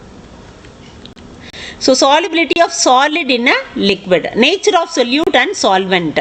So இப்போ எவ்வளோ dissolve ஆகும் அப்படின்னு பார்த்தீங்கன்னா like dissolves like. ஸோ இப்படி ஒரு இது இருக்கு, like dissolves like. ஸோ இப்போ பார்த்தீங்கன்னா போலார் சொல்யூட்டாக இருந்தால் it dissolves in polar solvent. So for example NaCl polar இல்லையா? ஸோ இது வந்து charged species Na+Cl-. So it dissolves in water. So water எப்படி எக்ஸிஸ்ட் ஆகும்? It exist as H+ and OH-. So water is polar solvent. So polar solute dissolves in polar solvent. அதுதான் like dissolves like. So polar solute dissolves in polar solvent. So இப்போ non-polar solute dissolves in non-polar solvent. So இது வந்து non-polar வந்து non-polarல soluble ஆகும். Next வந்து temperature. The solubility of solid in liquid is affected by temperature. So enthalpy change in solution is denoted as delta H. So இப்போ ஒரு salt எடுத்து இப்போ நம்ம வாட்டரில் டிசால்வ் பண்ணுறோம். NaCl எடுத்து நம்ம என்ன பண்ணுறோம்? வாட்டரில் டிசால்வ் பண்ணுறோம். இதில் வந்து ஹீட் சேஞ்ச் ஆகுது. இந்த சேஞ்ச் இன் ஹீட் இருக்கு இல்லையா, அதுக்கு பேர் தான் என்தால்பி. ஸோ எண்டோதெர்மிக் இல்லை எக்ஸோதெர்மிக்காக இருக்கும். ஸோ எண்டோதெர்மிக்னா என்ன அர்த்தம்? ஹீட்டை அப்சார்ப் பண்ணும். ஸோ எண்டோதெர்மிக்னா என்ன அர்த்தம்? Heat is absorbed. இப்போ நம்ம டிசால்வ் பண்ணும்போது பார்த்தீங்கன்னா ஸோ ஹீட் அப்சார்ப் பண்ணுச்சுன்னா அதுக்கு பேர் வந்து எண்டோதெர்மிக். ஸோ எக்ஸோதெர்மிக் அப்படின்னா ஹீட் இஸ் எவால்வ்டு. எக்ஸோதெர்மிக் அப்படின்னா ஹீட் இஸ் எவால்வ்டு. இந்த ஒரு சால்ட்டை வந்து நம்ம வந்து டிசால்வ் பண்ணும்போது ஹீட் ரிலீஸ் ஆச்சுன்னா அதுக்கு பேர் வந்து exothermic reaction. If the dissolution process is endothermic, the solubility should increase with rise in temperature. So இப்போ வந்து எண்டோதெர்மிக்னா என்ன அர்த்தம்? ஸோ டெல்டா ஹெச் வந்து கிரேட்டர் தென் ஜீரோன்னு அர்த்தம். ஸோ டெல்டா ஹெச் வந்து change in enthalpy greater than zero. அப்போ என்ன ஆகுதுன்னா சாலிபிலிட்டி வந்து என்ன ஆகும்? Increases with increase in temperature. So endothermic அப்படின்னா so solubility is directly proportional to temperature. So solubility is directly proportional to temperature. So temperature increase பண்ணா solubility increase ஆகுது. So இப்போ எக்ஸோதெர்மிக் அப்படின்னா என்ன அர்த்தம்? ஸோ இது வந்து solubility decrease with temperature. So solubility decreases with temperature. So generally the solubility of solid solute in liquid solvent increases with increasing temperature. So ஜென்ரலாக பார்த்தீங்கன்னா ஒரு சாலிடை வந்து ஸோ வாட்டரில் சால்வெண்ட்டில் டிசால்வ் ஆகிறீங்க அப்படின்னா ஸோ இது வந்து solubility is directly proportional to temperature. So இப்போ டெம்பரேச்சரை இன்க்ரீஸ் பண்ணுனா சாலிபிலிட்டியும் என்ன ஆகுதான்? இன்க்ரீஸ் ஆகுது.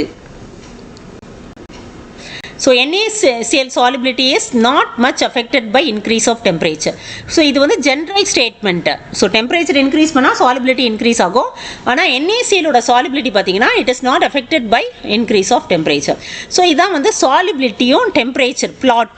So solubility versus temperature plot for different salt. So இங்கே வந்து different salt எடுத்திருக்காங்க. அதுக்கு வந்து so 20 degree 40 degree 60 ஹீட் பண்ணிட்டு எப்படி solubility வேரி ஆகுது அப்படின்றதான் அந்த graph. ஸோ இப்போ பார்த்தீங்கன்னா நார்மலாக பார்த்தீங்கன்னா இங்கே பாருங்கள், இப்போ வந்து NaClக்கு பாருங்கள் அந்த ப்ளூ கலர் லைன். ஸோ இந்த ப்ளூ லைன் தான் வந்து NaCl. ஸோ இது வந்து பார்த்தீங்கன்னா அப்படியே ஆல்மோஸ்ட் கான்ஸ்டண்ட்டாக இருக்குது. ஸோ KCl பார்த்தீங்கன்னா ஸ்லைட்டாக இன்க்ரீஸ் ஆகுது. அப்புறம் NaBr பார்த்தீங்கன்னா ஆல்மோஸ்ட் கான்ஸ்டண்ட்டாக இருக்குது. So does not change much with temperature. Sodium salt வந்து does not change much with temperature. So potassium சால்ட்டுக்கு பார்த்தீங்கன்னா இன்க்ரீஸ் ஆகுது KBr. அப்புறம் பார்த்தீங்கன்னா NaNO3க்கு இன்க்ரீஸ் ஆகுது. ஸோ இது பார்த்தீங்களா NaNO3 தான், NaNO3 இன்க்ரீஸ் ஆகுது, KNO3க்கு இன்க்ரீஸ் ஆகுது. ஸோ பார்த்தீங்கன்னா NaClக்கு தான் வந்து it almost remains constant and NaBr it almost remains constant. So இது வந்து Na2SO4க்கு. ஸோ நெக்ஸ்ட் வந்து solubility of solid in a லிக்விடில் எஃபெக்ட் ஆஃப் ப்ரெஷர் பார்க்க போகிறோம். ஸோ இப்போ வந்து ப்ரெஷர் வந்து it is not going to have any effect on the solubility of solid. So ஏன்னா நம்ம இப்போ என்ன பார்க்குறோம், இப்போ சாலிடை தான் ஒரு லிக்விடில் டிசால்வ் பண்ணுறி பார்க்குறோம். சாலிடை நம்ம லிக்விடில் டிசால்வ் பண்ணுறோம். ஸோ இப்போ இந்த சாலிடில் வந்து நம்ம ப்ரெஷரை இன்க்ரீஸ் பண்ணால் nothing. So pressure no effect of pressure. So no effect of pressure. So ஏன்னா சாலிட் வந்து இன்கம்ப்ரெசிபிள், லிக்விட் வந்து லெஸ் கம்ப்ரெசிபிள். கேஸ் தான் ஈஸியாக கம்ப்ரெஸ் பண்ண முடியும், solid is incompressible. So it is not going to have any effect, the pressure is not going to have any effect on the solubility of solid in a liquid. So now next வந்து we are going to see what are the different types of solutions based on solubility. So solubility base பண்ணி so 3 types of solutions இருக்கு: saturated, unsaturated and supersaturated solution. Saturated solution என்ன, ஒரு சொல்யூஷன்ல அதுக்கு மேலே அதிகமான சொல்யூட்டை dissolve பண்ண முடியாது. A solution in which no more amount of solute can be dissolved at the same temperature and pressure. So there exists an equilibrium between dissolved solute molecules and undissolved solute molecules in the solution. It is called as a saturated solution. Saturated solution என்ன, ஒரு சால்வெண்ட்ல ஒரு சொல்யூட்டை dissolve பண்ணுறோம், நமக்கு வந்து solution கிடைக்குது. அது ஒரு certain அமௌண்ட்டுக்கு மேலே நம்ம அதிகமான சொல்யூட்டை டிசால்வ் பண்ண முடியாது, அதுக்கு பேர் தான் saturated solution. A solvent holds as much as solute as is possible at that temperature. So undissolved solid வந்து remains in the flask. So அப்போ வந்து என்ன ஆகுதுன்னா, there is a dynamic equilibrium exists between the dissolved solute and the solute which is not dissolved. So dynamic equilibrium na enna, so when a solid solute is added to a solvent, some solute dissolves. So இப்போ நம்ம பார்த்தீங்கன்னா இப்போ வந்து ஒரு வாட்டரில் நம்ம வந்து இங்கேருந்து சால்ட் NaCl ஆட் பண்ணுறோம், இதெல்லாம் NaCl. ஸோ இப்போ இந்த NaCl வாட்டருக்குள்ளே ஆட் பண்ணுறோம். ஸோ இப்போ இந்த NaCl வந்து என்ன ஆகுது, டிசால்வ் ஆயிடுது, இதில் அப்படியே டிசால்வ் ஆயிடுது NaCl. some solute gets dissolved. So இந்த ப்ராசஸ்க்கு பேர் dissolution. இப்போ என்ன ஆகுதுன்னா, இந்த டிசால்வ் ஆயிருக்குல solute, so it collide with another solute particles. இது ரெண்டும் கொலைட் ஆகிட்டு என்ன ஆகுதுன்னா, it gets separated as solid. So இது வந்து சாலிட் NaCl செப்பரேட் ஆகுது. ஸோ இது எப்படி நடக்குது, அந்த டிசால்வான சொல்யூட், ஸோ இந்த டிசால்வ் ஆகிருக்குல சொல்யூட்டு இதுவும் இன்னொரு டிசால்வ் ஆகிருக்க சொல்யூட்டும் கொலைட் ஆகுது. இது வந்து டிசால்வ்ட் NaCl, சொல்யூஷனில் இருக்கிற NaCl. So NaCl in solution, so dissolve ஆகிருக்கிற NaCl இன்னொரு NaClோட கொலைட் ஆகிட்டு அது வந்து என்ன ஆகுதுன்னா, it comes out as a crystals. இது இன்சாலிபிளாக வெளியே வருது. ஸோ இதுக்கு பேர் தான் வந்து crystallisation. So the solid NaCl form ஆகுது. ஸோ ஃபஸ்ட் என்ன ஆகுது, சாலிட் NaCl டிசால்வ் ஆகுது, அதுக்கு பேர் டிசல்யூஷன். அந்த டிசால்வான NaCl இன்னொரு டிசால்வான NaClோட கொலைட் ஆகிட்டு it comes out as a insoluble NaCl, அதுக்கு பேர் வந்து கிறிஸ்டலைசேஷன். ஸோ இப்போ வந்து there is a equilibrium. So இப்போ வந்து NaCl ஆட் பண்ணுறாங்க. ஸோ ஆட் பண்ணது என்னாச்சு, இப்போ பார்த்தீங்கன்னா 1 2 3 4 5 6 7 8 பார்ட்டிகல்ஸ் இருக்கு இல்லையா. ஸோ இப்போ பார்த்தீங்கன்னா நம்ம 8 NaCl பார்ட்டிகல்ஸ் ஆட் பண்ணியிருக்கோம். பார்த்தீங்கன்னா 5 வந்து டிசால்வ் ஆயிடுச்சு. ஸோ 3 இருக்குது. ஸோ இப்போ இந்த இதுக்கு பேர் வந்து டிசல்யூஷன். ஸோ அந்த டிசால்வ் ஆனதுலேருந்து சம் அமௌண்ட் வந்து திருப்பி கிறிஸ்டலைஸ் ஆகுது. ஸோ அதுக்கு பேர் crystallisation. So undissolved and dissolved. So இதுக்கு ரெண்டுக்கும் நடுவில் ஈக்லிபிரியம் இருக்கும், அதுக்கு பேர் தான் dynamic equilibrium. when the process of dissolution and crystallization started to occur at the same rate. Under such conditions, it is called dynamic equilibrium. So the number of solute particles going into solution is same as the number of solute particles separating out of the solution. So இதுக்கு பேர் தான் வந்து dynamic equilibrium. For example, இப்போ NaCl இருக்கு வச்சுக்கோங்க. இப்போ ஒரு 4 NaCl வந்து dissolve ஆகுது. So 4 NaCl வந்து dissolves ஆகுது. So NaCl வந்து dissolves ஆகுது. அதே இது வந்து இது வந்து dissolution. அப்போது இங்கே டிசால்வ் ஆகிருக்கு இல்லையா, அந்த டிசால்வ் ஆனதுலேருந்து 4 NaCl வந்து கிறிஸ்டலைஸ் ஆகுது, கிறிஸ்டல்ஸ் ஆஃப் NaCl. ஸோ இங்கே வந்து டிசால்வ் ஆச்சு, இங்கே வந்து 4 NaCl மாலிகுல் வந்து என்னது கிறிஸ்டலைஸ் ஆகுது. அப்போது இது வந்து டிசல்யூஷன், இது வந்து கிறிஸ்டலைசேஷன், இது ரெண்டுத்தினுடைய ரேட்டும் சேமாக இருக்கும்போது so that is called dynamic equilibrium. இப்போ unsaturated solution என்ன? So a solution in which more amount of solute can be dissolved at the same temperature and pressure. So the amount of solute present is less than in the saturated solution. So next one, the supersaturated solution என்ன? A solution in which there is more amount of solute that is present in a saturated solution than that is present in a saturated solution at the same temperature and pressure is called supersaturated solution. So இப்போ saturated solution இருந்ததை விட அதிக amount of solute வந்து dissolve ஆயிருக்கு, அதுக்கு பேர் super saturated solution. So a solution in which there is more amount of solute as solute than that is present in a saturated solution at the same temperature and pressure is called supersaturated solution. So இப்போ பார்த்தீங்கன்னா solvent என்ன பண்ணுது, it holds more solute than is normally possible at that temperature. So நார்மலாக இருக்கிறத விட அதிகமான solute dissolve ஆயிருக்கு, அது வந்து supersaturated solution. ஸோ நெக்ஸ்ட் வந்து solubility of gas in a liquid. So இப்போ வந்து கேஸை வந்து நம்ம லிக்விடில் டிசால்வ் பண்ண போகிறோம். ஸோ இப்போ வந்து கேஸ் வந்து வாட்டரில் டிசால்வ் ஆகும் or other liquids. So like solid dissolves in water or liquids. இப்போ வந்து பார்த்தீங்கன்னா NaCl வாட்டரில் டிசால்வ் ஆகிற மாதிரி இப்போ ஆக்சிஜன் கேஸ் வந்து பார்த்தீங்கன்னா வாட்டரில் டிசால்வ் ஆகிருக்கும். So for example oxygen case, இப்போ நம்ம வந்து வாட்டர் இருக்கு இல்லையா, இப்போ லேக், ரிவர், ஸோ இப்போ இதிலலாம் பார்த்தீங்கன்னா வாட்டர், லேக் வாட்டர். ஸோ இப்போ வந்து பார்த்தீங்கன்னா ஒரு லேக் இருக்குது, ஸோ லேக் வாட்டர் இருக்குது. ஸோ அது மேலே வந்து என்ன ஆகும், இட் இஸ் கண்டெய்ன்ஸ் ஏர். இது மேலே வந்து ஏர் இருக்கு இல்லையா, ஏர். ஸோ ஏரில் என்ன இருக்குது, ஆக்சிஜன் இருக்குது.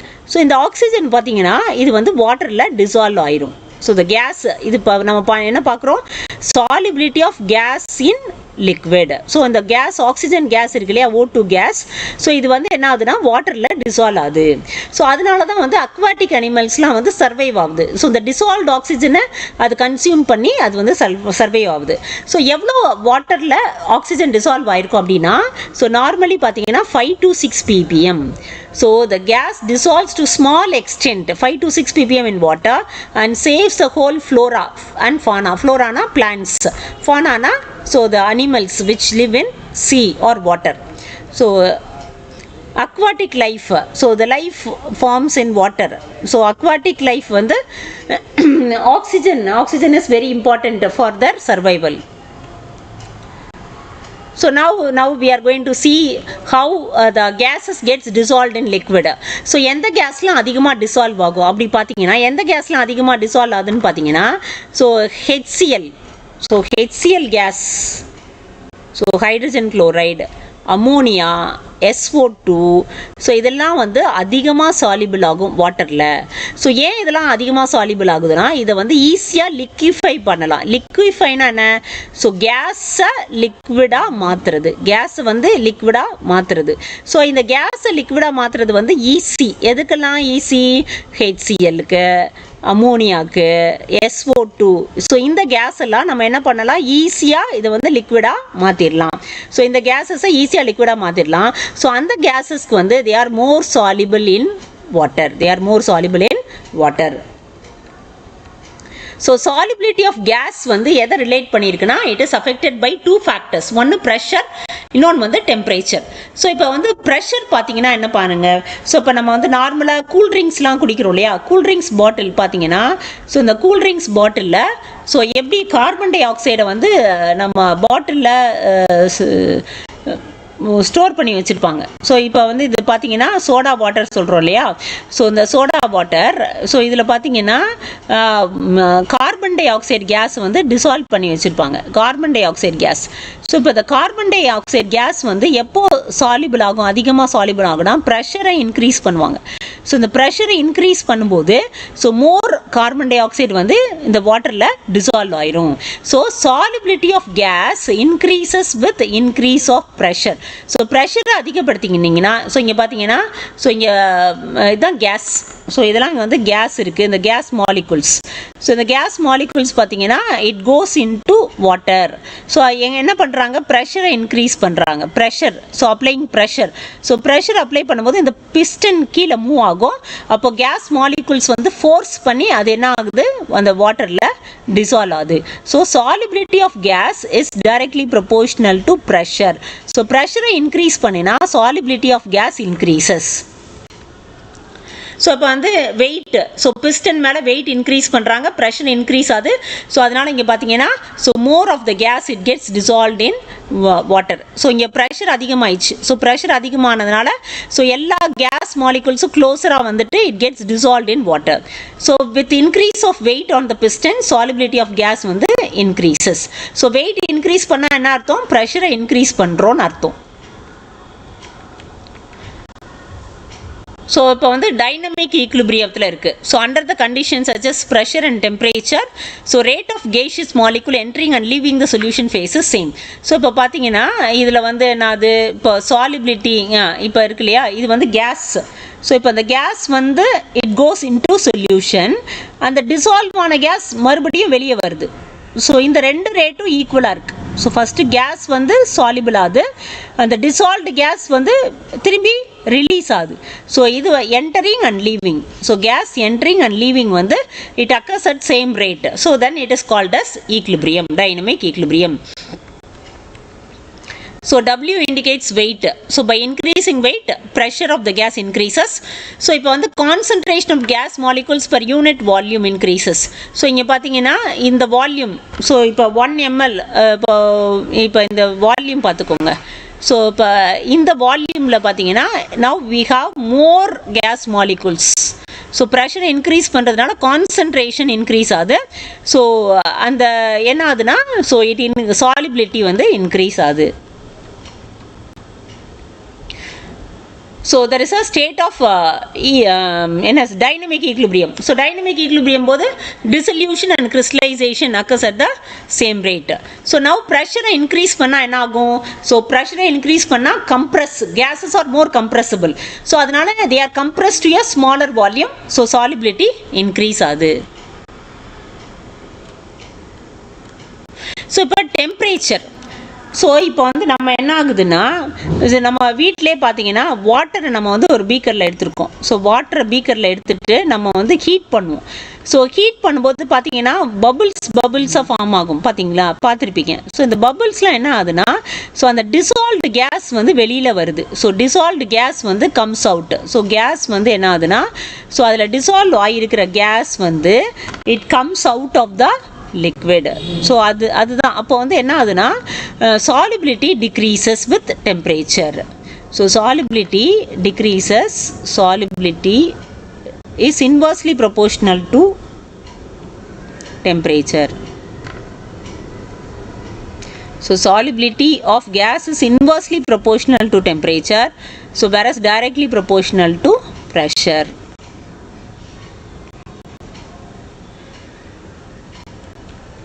So gas escaping from the liquid in which it is dissolved or from the solution when it is heated indicates the solubility of gas decreases with increase in temperature. So temperature increase பண்ணா gas வந்து வெளியில வந்துரும்.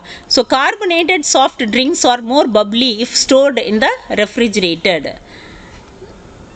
So இப்போ warm lakes have less oxygen dissolved in them than cool lakes. So இப்போ லேக்ஸே வந்து ஒன்று வந்து gold டெம்பரேச்சரில் இருக்குது, இன்னொன்று வந்து வார்ம் டெம்பரேச்சரில் இருக்குது. ஸோ வார்ம் டெம்பரேச்சரில் பார்த்தீங்கன்னா டிசால்வ்ட் ஆக்சிஜன் வந்து கம்மியாக இருக்கும். ஸோ இப்போ நம்ம ஒரு கேஸ் சாலிபிலிட்டி ஆஃப் கேஸ் பார்க்குறோம் இல்லையா, அதில் பார்த்தீங்கன்னா ஸோ எந்த கேஸ் வந்து மோஸ்ட் சாலிபிள், எந்த கேஸ் வந்து லீஸ்ட் சாலிபிள் அப்படின்னா helium is least soluble, most soluble is methane. So most soluble gas எது? மீத்தேன். ஸோ சாலிபிலிட்டி எதுக்கு ரொம்ப கம்மி? ஹீலியம். ஸோ இதுதான் வந்து solubility of a gas with temperature பார்க்குறாங்க. ஸோ ஹீலியம் பாருங்கள், helium is least soluble. So methane வந்து it is maximum soluble.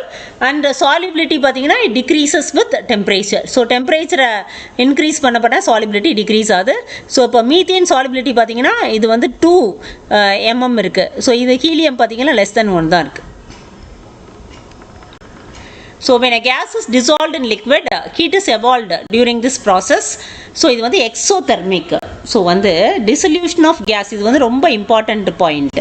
So நம்ம இப்போ சாலிடை டிசால்வ் பண்ணோம் இல்லையா, நம்ம சாலிட் டிசால்வ் ஆகும்போது அது மோஸ்ட்லி எண்டோதெர்மிக்காக இருக்கும். ஸோ இப்போ கேஸை நீங்கள் வந்து டிசால்வ் ஆச்சுன்னா always exothermic. So when gas is dissolved in liquid, so heat என்ன ஆகுது? Heat is evolved, heat evolve ஆகுது. அப்போ எக்ஸோதெர்மிக். ஸோ எக்ஸோதெர்மிக்னா என்ன அர்த்தம்? So solubility is inversely proportional to temperature. எக்ஸோதெர்மிக்கில் solubility is inversely proportional to temperature. எண்டோதெர்மிக்கில் solubility is directly proportional to temperature. எண்டோதெர்மிக்னா so solubility is directly proportional to temperature.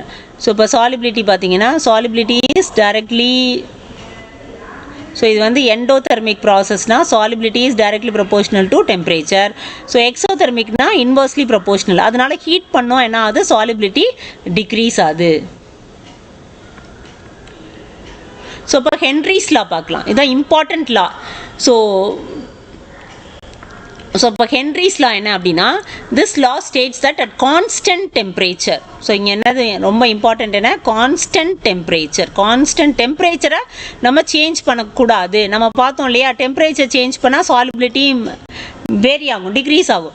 So at constant temperature the solubility of gas in a liquid or solution is directly proportional to partial pressure of the gas present above the surface of the liquid or solution.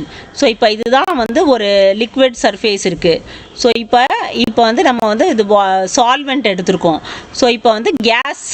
So இப்போ இது மேலெல்லாம் என்ன இருக்குது? Case இருக்குது. So இந்த கேஸோட ப்ரெஷரை பொறுத்து தான் இருக்குது. ஸோ கேஸோட ப்ரெஷர் வந்து அதிகமாச்சுன்னா ஸோ இது வந்து சாலிபிலிட்டி அதிகமாகும். ஸோ ப்ரெஷர் இன்க்ரீஸ் ஆச்சுன்னா சாலிபிலிட்டி என்ன ஆகும்? இன்க்ரீஸ் ஆகும். ஸோ இது வந்து கேஸ்.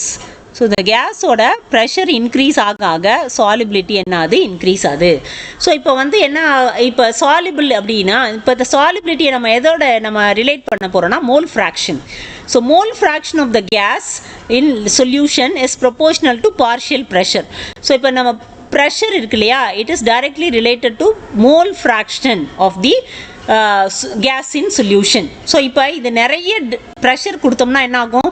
நிறைய டிசால்வ் ஆயிரும் இல்லையா, அந்த சால்வெண்ட்டில் நிறைய டிசால்வ் ஆயிரும். அப்போது வந்து நிறைய கேஸ் வந்து டிசால்வ் ஆயிரும். அதோட மோல் ஃப்ராக்ஷன் வந்து என்ன ஆகும்? இன்க்ரீஸ் ஆகும்.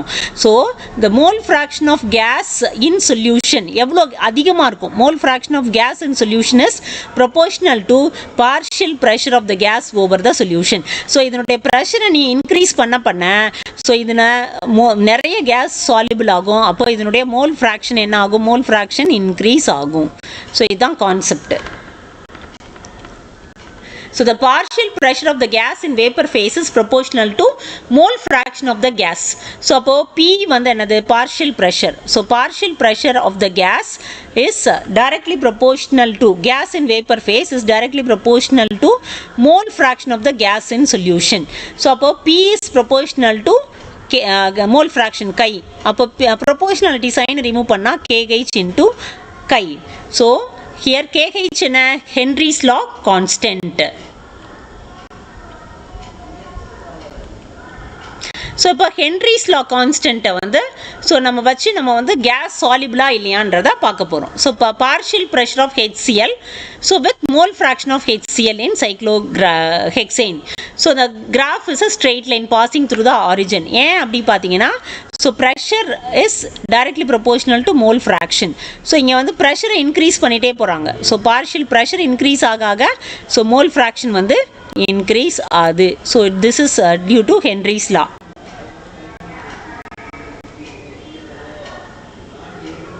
ஸோ இப்போ எந்த கேஸ் வந்து மோர் சாலிபிள் அப்படின்றத எப்படி நம்ம கண்டுபிடிக்கிறதுன்னு கேட்குறாங்க.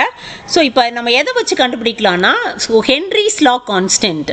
ஸோ ஹென்ரிஸ் லா கான்ஸ்டன்ட் பார்த்தீங்கன்னா, so it is higher for helium. KH ஹைனா solubility is less. So Henry's law constant அதிகமானா சாலிபிலிட்டி என்னது, லெஸ். ஸோ இப்போ பார்த்தீங்கன்னா ஹீலியமுக்கு தான் 144.97. ஸோ இப்போ மீத்தேன் பாருங்கள் 0.413. ஸோ KH லெஸ்ஸுனா மோர் சாலிபிள். ஸோ KH லெஸ்ஸுனா மோர் சாலிபிள். ஸோ KH அதிகம்னா less soluble. Henry's law constant கொடுத்துருப்பாங்க, அதை வச்சு எந்த கேஸ் மோர் சாலிபிள்னு கேட்பாங்க. ஹென்ரிஸ் லா கான்ஸ்டன்ட் அதிகமாக இருந்தால் less soluble, Henry's law constant குறைவாக இருந்ததுன்னா it is more soluble. So soft drinks and soda water, carbon dioxide is passed under high pressure and sealed. Why? Because solubility of carbon dioxide increases with increase in pressure based on Henry's law. The scuba divers have high concentration of dissolved atmospheric gases in blood. Why? So இப்போ வந்து scuba divers, so sea divers பார்த்துருக்கீங்க இல்லையா, அப்போ sea டீப்பாக போக போக என்ன ஆகும்னா ஹை ப்ரெஷர் இருக்கும். ஸோ அந்த ஹை ப்ரெஷர்னால அட்மாஸ்பரிக் கேஸ் வந்து ரொம்ப அதிகமாக டிசால்வ் ஆயிடும். ஸோ அதனால வந்து சாலிபிலிட்டி ஆஃப் கேஸ் வந்து இன்க்ரீசஸ், அவங்க மோர் கேஸஸை இன்ஹேல் பண்ணிடுவாங்க. So based on Henry's law. So அதனால more gases gets dissolved in blood. When scuba divers comes to the surface, experience a medical condition known as bends, which are painful and dangerous to life. Why? So அப்போ அவங்க வெளியே வரும்போது என்ன ஆகும்னா pressure கம்மியாகும். Pressure கம்மியாக இருக்கிறதுனால dissolved gases வந்து வெளியே வரும். அப்போ அந்த வெளியே வரும்போது என்ன ஆகும்னா it forms bubbles of nitrogen in the blood. அந்த பிளட் கேபிலரிஸில் வந்து நைட்ரஜன் பபிள்ஸாக ப்ரொடியூஸ் ஆகும். ஸோ இதை வந்து இது என்ன ஆகும்னா இந்த நைட்ரஜன் பபிள்ஸ் வந்து பிளட் கேபிலரிஸை பிளாக் பண்ணிடும். அதனால அந்த கண்டிஷனுக்கு பேர் பெண்ட். ஸோ அவங்க வந்து அந்த ஸ்கியூபா டைவர்ஸ் வந்து மேலே வரும்போது என்ன ஆகும்னா ப்ரெஷர் டிக்ரீஸ் ஆகும். அதனால டிசால்வ் ஆயிருக்க கேஸ் வந்து ரிலீஸ் ஆகும். அந்த ரிலீஸ் ஆகும்போது பபிள்ஸ் ஃபார்ம் ஆகும். அந்த பபிள்ஸ் என்ன ஆகும், அந்த நைட்ரஜன் தான் அதிகமாக இருக்குது ஏர்ல இல்லையா, நைட்ரஜன் அதிகமாக டிசால்வ் ஆயிருக்கும். அப்போ அந்த நைட்ரஜன் கேஸ் வந்து it forms bubbles in the blood capillaries. So அந்த கேபிலரிஸ்லாம் பிளாக் ஆகுது. அதனால என்ன ஆகுதுன்னா அந்த கண்டிஷனுக்கு பேர் பென்ஸ்ன்னு பேர். So what is the scuba divorce air tank composition? So இப்போ வந்து ஏர் என்ன பண்ணுறாங்கன்னா டைல்யூட்டட் வித் ஹீலியம். ஸோ ஏன் ஹீலியம் வந்து லீஸ்ட் சாலிபிள் இன் பிளட். ஸோ அப்போ ஹீலியத்தோட பர்சன்டேஜ் பார்த்தீங்கன்னா 11.7 இருக்குது. ஸோ நைட்ரஜன் வந்து 56.2%, ஆக்சிஜன் வந்து 32.1%. ஸோ இது நைட்ரஜனோட அமௌண்ட் வந்து இங்கே டிக்ரீஸ் ஆகுது. So helium is insoluble in blood. So why do people living in hilltop or at higher altitude experience a condition known as anoxia? So இப்போ வந்து ஹை ஆல்டிடியூடு ஹைட் போக போக என்ன ஆகும்னா ப்ரெஷர் டிக்ரீஸ் ஆகும். So partial pressure of oxygen வந்து decrease ஆகுது. So அப்போ low concentration of oxygen. So அவங்களுக்கு ப்ரீத் பண்ண முடியாது. ஆக்சிஜனோட அவைலபிலிட்டி வந்து கம்மியாக இருக்கும். அதனால ஆக்சிஜன் வந்து கான்சன்ட்ரேஷன் பிளட் வந்து டிக்ரீஸ் ஆகுது. ஸோ அதனால அந்த டிஷ்யூஸில் எல்லாம் பிளட்டோட அமௌண்ட் வந்து குறையுது. ஸோ அதனால மக்கள் என்ன ஆகிறாங்கன்னா வீக் ஆயிடுவாங்க. So they have the inability to think properly. So அந்த மவுண்டன் கிளைம்பர்ஸ் அவங்கெல்லாம் பார்த்தீங்கன்னா ஹை ஆல்டிடியூட் போகும்போது ப்ரெஷர் டிக்ரீஸ் ஆகி ஆக்சிஜனோட கான்சன்ட்ரேஷன் குறையும். ஸோ அதனால அவங்களால ப்ரீத் பண்ண முடியாது. So concentration of oxygen blood and tissue வந்து குறைஞ்சிரும். ஸோ அதனால அவங்க வந்து வீக் ஆகிட்டு they could not think properly. So that condition it is called anoxia. Between ammonium chloride and sodium chloride, which is more soluble with rise in temperature? So ammonium chloride தான் more soluble. நம்ம பார்த்தோம்ல sodium chloride almost constant with temperature. So as its enthalpy of dissolution is endothermic. Endothermicனா heat increase பண்ணிங்கன்னா solubility also increases. So இது வரைக்கும் உங்களுக்கு புரிஞ்சிருக்கும்னு நினைக்கிறேன் students. So thank you so much for listening. So உங்களுக்கு புரிஞ்சிருந்ததுன்னா லைக் பண்ணுங்கள், மறக்காமல் சப்ஸ்கிரைப் பண்ணுங்கள். God bless you.